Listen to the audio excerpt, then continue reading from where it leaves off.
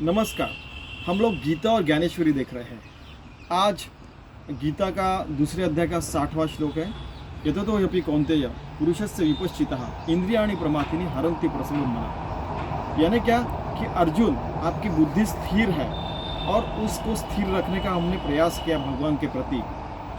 तो अगर मन उच्छृंखल हो जाता है, यानी किसी विषय के पीछे भागता है कि मुझे आइसक्रीम चाहिए चाहिए, और वो बल से अपने तरफ खींच रहा है और आइसक्रीम खाने जाते ही जाते, ये जो है आइसक्रीम की जगह और कुछ भी चीज़ रहती है, तो क्या हो जाता है उसके बाद में क्या होता है कि तानि सर्वाणि संयम युक्त आसित मत्परा वश्य ही इंद्रियस्याणि तस्य प्रज्ञा प्रतिष्ठिता। अगर आप अपनी बुद्धि भगवान के प्रति समर्पित रह सकते हैं, रख सकते हो और आप एक रूप रख सकते हो तो ठीक है, तो आपकी बुद्धि स्थिर हो गई है। अगर स्थिर नहीं हुई, आइसक्रीम के पीछे भागी, तो क्या होती है? ध्यात विषयान् पुंसा संगस्तेष्वुपजायते संगत संजायते कामा कामात् क्रोधो भी जायते क्रोधात् भवति सम्मोहः सम्मोहात् स्मृति विभ्रमः स्मृति भंशात् बुद्धिनाशो बुद्धिनाशात् प्रणश्यति। यानी क्या होता है कि उस आइसक्रीम का, उस विषय का चिंतन करने के बाद हम क्रोध, अगर वो नहीं मिली आइसक्रीम तो हम लोग यानी क्रोध आ जाता है। क्रोध आने के बाद क्या होता है कि हम लोग हमारी बुद्धि उसके पीछे भागने लगती है और सोचना बंद कर देती है। फिर अपनी स्मृति भंश हो जाता है। उसके बाद में बुद्धि का नाश होता है। नाश होता जाता है ना क्या कि हम भगवान के प्रति समर्पित रहना, एक रूप रहना भूल जाते हैं और आगे में जो व्यक्ति है उनका अपमान करने लगते हैं या चिड़चिड़ फिरफिर करने लगते हैं। तो ये भी एक नाश ही है एक प्रकार से, और उस बुद्धि के नाश के कारण उस पुरुष का भी नाश हो जाता है। अभी वो, क्योंकि भगवान के प्रति समर्पित रहना और एक रूप रहना यही जिंदगी है, इसके विपरीत जो भी होता है उसको नाश करते हैं, ये भी याद रखिए। एरवी तरी अर्जुना हे आया न हे साधना जे रहाटता ती जतना निरंतर। साधना निरंतर रखनी चाहिए, भगवान नाम संकीर्तन। अगर पढ़ाई के समय पढ़ाई करने का, खेल के समय खेलने का, सोने के समय निश्चिंतता से सोने का, अगर मम्मी पिताजी को मदद करे तो मदद करने का, अगर आपकी ड्यूटी है तो ड्यूटी बराबर करने का, आप बुजुर्ग हैं तो सबको अपने अच्छे मार्ग पे रखने का, प्यार से सबके साथ रहने का, अगर आप सुगृहिणी है तो अच्छा खाना पकाने का, भगवान को मैं खिलाने वाला हूँ इस प्रकार से खाना खिलाने का और पकाने का भी। ओके। ज्या ते अभ्यासाची घरटी यमनियमांची ताटी जे मनाते सदा मुठी धरून आहाती। कि यम और नियम लगा लिए तो अपनी ज़िंदगी बराबर स्थिर एक मार्ग पे चलने लगती है। तेही किसी ती कासावीसी या इंद्रियांची प्रौढी असी जैसे मंत्र ज्ञाते विवसी भूलवेगा। ये इंद्रियों की अगर हमने यम और नियम और उसको कंट्रोल में नहीं रखा तो क्या होता है कि ये विषय इतने स्ट्रांग रहते हैं कि आइसक्रीम के पीछे आदमी भागने लगा तो खत्म, वो खींचने लगता है। या तो अपनी थोड़े समय के लिए या तो पतन हो जाता है, या तो जिंदगी भर के लिए अपना पतन हो सकता है। तो सावध रहना चाहिए। देखिए, विषय है ऐसे पावती रिद्धी सिद्धीचे निमिषे मग आकळिती स्पर्श इंद्रियांचे। और रिद्धी सिद्धि, आपको पता है कि जो सिद्ध बाबा वगैरह लोग रहते हैं उनको रिद्धी सिद्धि के कारण भी उनका पतन हो सकता है कि मैंने ऐसे बोल दिया फिर वो हो गया। अगर भगवान की ऐसे नदी को ऐसे जाने की इच्छा है और वो ऐसे बह रहे तो आप बोलेंगे कि नदी को उल्टा करो, तो यानी वो भगवान की इच्छा के विपरीत हो गया। तो आपको तो कर्म विपाक का सिद्धांत कि ऐसा जाना चाहिए और ऐसा नहीं गया तो फिर वो ऐसा गया तो फिर गड़बड़ हो जाएगी, पूरा समतोल बिगड़ जाएगा। तो उसका तो कुछ ना कुछ होना परिणाम होने वाला है।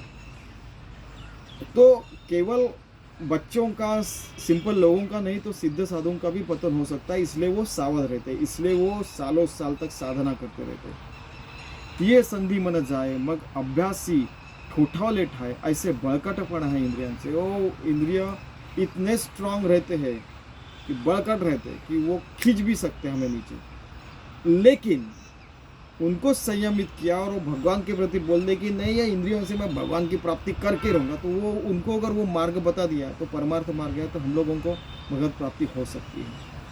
तानि सर्वाणी संयम युक्त आसित मत्पर अवश्य ही जस्य इंद्रियाणि तस्य प्रज्ञा प्रतिष्ठिता। उसका भी है म्हणून ऐके पाळता या ते निर्दयी जो सर्वथा सर्व विषय आस्था सांडून, सर्व विषय के प्रति आस्था निकल जाती है, भगवान के प्रति आस्था बढ़ती है। तोची तू जाण योग निष्ठेचे कारण ज्याचे विषय सुखे अंतःकरण झकवेना।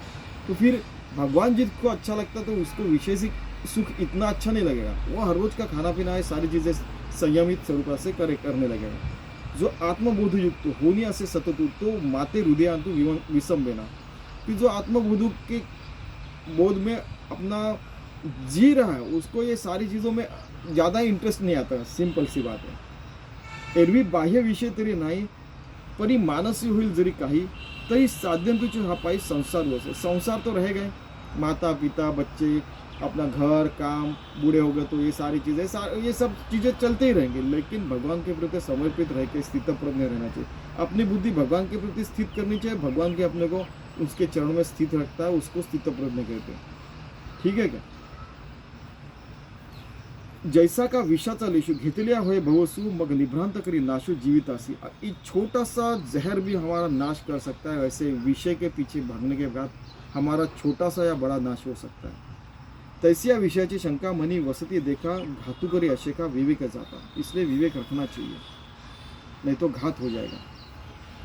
जरे हृदय विषय स्मरती तरी निसंगाई आपजे संगती संगी प्रकटे मूर्ति अभिनाशाची. कि हम लोग भगवान के प्रति संग रखा तो भगवान की इच्छा प्राप्ति होती है. अगर विषय का संग किया तो उसकी इच्छा प्राप्ति होती है. जो सोचेंगे उसकी मूर्ति प्रकट होगी ना. और हम प्रयास करने लगेंगे मुझे आइसक्रीम चाहिए मैंने सोचा और फिर जाके और 10 रुपये का आइसक्रीम ले लिया. वैसे भगवान के प्रति हमने साधना की 36 साल 48 साल तो हमने को भगवान ने देखा क्या सामने. प्रभु रामचंद्र प्रकट हो जाएंगे. ठीक है. जे तर कामू उपजला ते तर क्रोधू आधीच आला क्रोधी असे ठेवीला सम्मोह जाणे. इच्छा के पीछे में क्रोध रहता है. क्रोध के पीछे में सम्मोह रहता ही है. सम्मोह झाली या व्यक्ति तरी नाशुपाय स्मृति चंडवाते ज्योति आहाते जैसी. सम्मोह के बाद में व्यक्ति का नाश हो जाता है. उसकी बुद्धि नाश हो जाती है.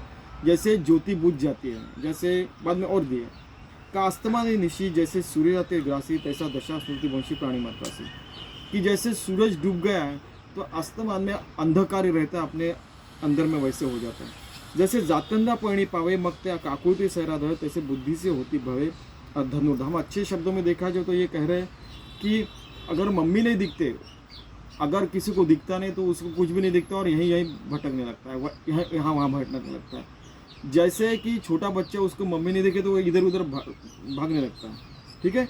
चैतन्याचा भ्रंश शरीरा दशा जैसी पुरुषा बुद्धिनाशी होए तैसे. कि जैसे अपने अंदर का प्राण निकल गया तो हमारा देह जल्दी जला डालो ऐसे बोलते हैं लोग. ये पैंडेमिक में मैंने देखा है कि यानी आपने न्यूज़ भी देखी होंगी जलाओ वो जल्दी बॉडी को नहीं तो सबको पैंडेमिक हो जाएगा. ने ठीक है.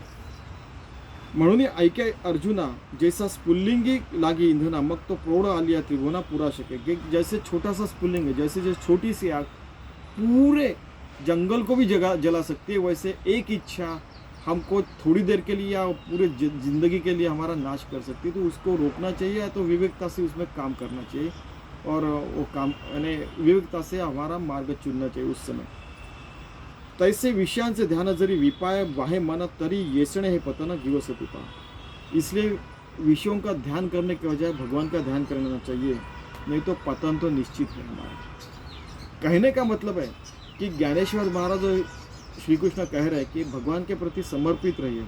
हर कण हर क्षण भगवान के प्रति ही साधना कीजिए. हर काम उनके लिए ही कीजिए जिसके कारण हमारी बुद्धि भगवान से एकरूप हो जाए.